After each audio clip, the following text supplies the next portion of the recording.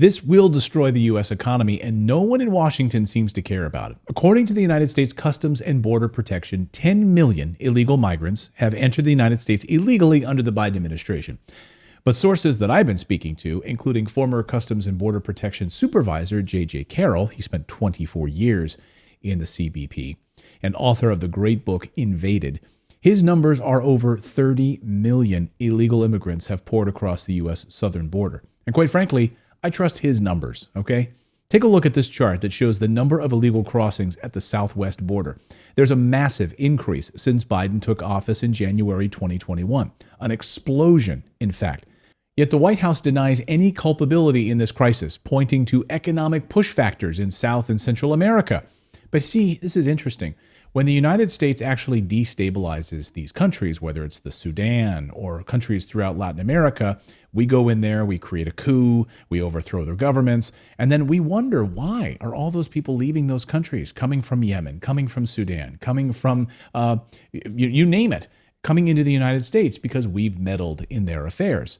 So it's very convenient to say that there are economic push factors in South and Central America pushing these people towards us, because the Biden administration, and frankly, many Republicans, want these people to come into the United States. Listen to Joseph Edlow, the Deputy Director of Policy for U.S. Citizenship and Immigration Services. The problem that we're saying right now are that the policies that have been put in place by this administration, specifically the regulatory actions aimed at credible fear determinations and at how the immigration courts are supposed to function, do exactly the opposite. The circumventing lawful pathways regulation, which creates a presumption that someone is or is not eligible for asylum if they've come over unlawfully, there are so many loopholes in that one that if you bring a child, you're going to be able to go claim asylum, whereas you wouldn't if you didn't have a child. So it's going to encourage more illegal immigration, more families coming across. Certainly the memorandum from Secretary Mayorkas that limits the amount of, or that limits the categories rather of people who can be removed.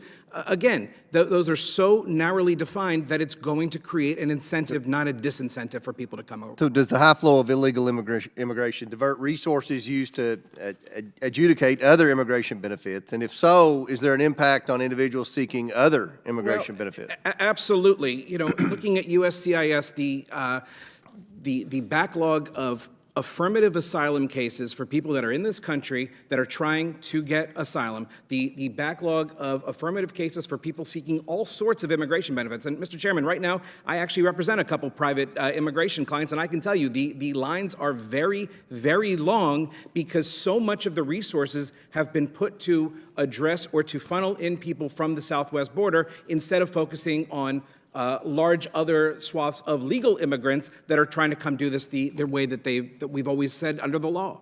The bottom line is the law is not being followed. If the law was being followed, we wouldn't be here. So what policies would the administration need to implement to start to get the situation under control? The first policy is simply follow the law. Start with expedited removal. Make sure that people who are going through are getting their credible fear, but that they are detained during that process as Congress has prescribed. Move forward with that. Get them into immigration court as quickly as possible. The previous administration, we did that. We had people in immigration court quickly. And here's what former ICE Director Tom Homan had to say about the policies that are incentivizing illegal immigration. This is by design. There are thousands of empty ICE beds already paid for by the taxpayer, but this administration would rather put them in a hotel room at $500 a night with free medical care, 3 squares a day. And, you know, and the policies this administration is driving illegal immigration. They know, the cartels sell the fact, you can cross the border illegally, you get processed quickly, you get flown to the city of your choice, a taxpayer dime, you'll be put in a hotel and be taken care of. And even when you lose your case, you're not going to be removed because the secretary told ICE, unless you're convicted of an aggravated felony or you're a national security threat, they're not a target for arrest. That drives more people to come. And when you dig a little deeper, even certain states and cities are offering additional incentives to improve quality of life for migrants, including free room and board, free phones. Yeah, they're handed free phones. They're handed gift cards and monthly payments. Right there. Can you imagine? Illegals getting free money payments from the federal government on your taxpayer dollars while you're struggling right now. This is all happening. It's all helping to make illegal immigration an appealing option for many people. For instance, California lawmakers have proposed a bill to amend the California Dream for all shared appreciation loans. Yeah, listen to this. The bill's aim is to extend the state's zero down, no interest, no monthly payment home loan program to include illegal immigrants. New York City Mayor Eric Adams just rolled out a pilot program offering prepaid debit cards to migrants for grocery costs in the city. Can you imagine an American receiving that kind of help right now? The contract outlines a $53 million budget in which immigrant families can receive an average of $12 per day per family member, with each card having a limit of $10,000. And they had to cut city services for New Yorkers in order to pay for this program. But who cares, right? Meanwhile, plenty of New Yorkers are struggling with poverty and homelessness. According to the Coalition for the Homeless, the affordable housing crisis has resulted in the highest rates of homelessness in New York since the Great Depression. The city is overburdened. While their rights are limited, the city has decided that migrants still have a right to shelter, even kicking out people of high-rise hotels and really expensive hotels and putting illegal immigrants in there. Thousands of unsheltered people sleep in the streets and the subway system each night to make way for illegal immigrants. So Americans getting kicked out for illegal immigrants, just so you understand what's going on here. The U.S. border crisis puts a massive drain on state and city services, many of which are already under immense pressure. Major cities like New York and Chicago are feeling the impact.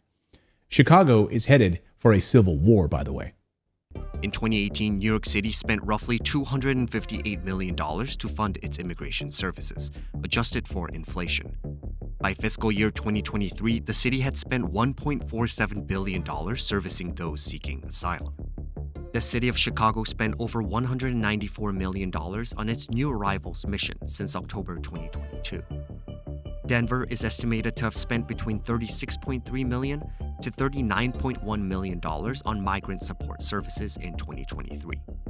The three biggest items for expenses for new arrivals is housing, education, and healthcare. And they're all three high-ticket items. The idea that we could have a generous system of welfare benefits from health to education and so on, and allow the entire world to access those benefits is just mathematically impossible. So we're starting to see the math not adding up in state after state. The sheer volume of newly arrived migrants is a major reason behind the city's struggles. In fiscal year 2022, just over 817,000 new cases were filed in immigration courts across the U.S. That number exploded to nearly 1.5 million new cases the following fiscal year. The particular background of current migrants also plays a role. The secret sauce of migration has worked in the past is that people would come and they would not depend on the city and state for settling them. They would depend on their social network. It seems in this case, many of the people coming in are coming where there are not such inbuilt connections. These cities are going bankrupt over illegal immigrant support. All of this combined is creating the perfect storm right now. This broken immigration system is impacting all of us, whether you feel its effects yet or not. The job market, as well, buckling under the weight of this crisis. A new report from the Center for Immigration Studies found that compared to 2019, all employment growth has gone to migrants in the United States. So when Biden wants to talk about all these new jobs he's creating, Americans are losing their jobs, but illegal migrants coming into the United States are getting jobs. So the long-term decline in the labor force participation rate of less educated men is linked to serious social problems, the report writes, from suicide and crime to drug overdoses and social isolation, end quote. Now, the message from the administration is come to the United States illegally and abuse the asylum system. That's the way to do it. Come in, claim political persecution, claim asylum. They're literally giving them instructions on how to work the system. Travel with a minor, or get in under any numerous loopholes that currently exist right now. You'll be allowed to stay. You'll be staying in the United States, 30 million of you. You'll then be given work authorization, a debit card for food, and even a phone. We'll get back to the video in a minute. But first, inflation is out of control, and you've got to protect your money. Any money you've got sitting in your bank is losing value every day, right now by about 3.5% to 4%. That's right. If you want to protect your money and you want to grow it, you need to put it to work by investing it. Now, I'm not talking about risky or volatile investments like stocks or crypto. Don't get me wrong, I like those. But tangible assets is what I'm really talking about, that you can actually put your hands on. The best tangible asset that you can invest in right now is real estate. It's the #1 hedge against inflation, and it offers some of the highest and the safest returns possible. Hey everyone, I'm Clayton Morris, longtime real estate investor and founder of Morris Invest. Now, I got into real estate after learning that it was a favorite among the wealthy, and now I know exactly why.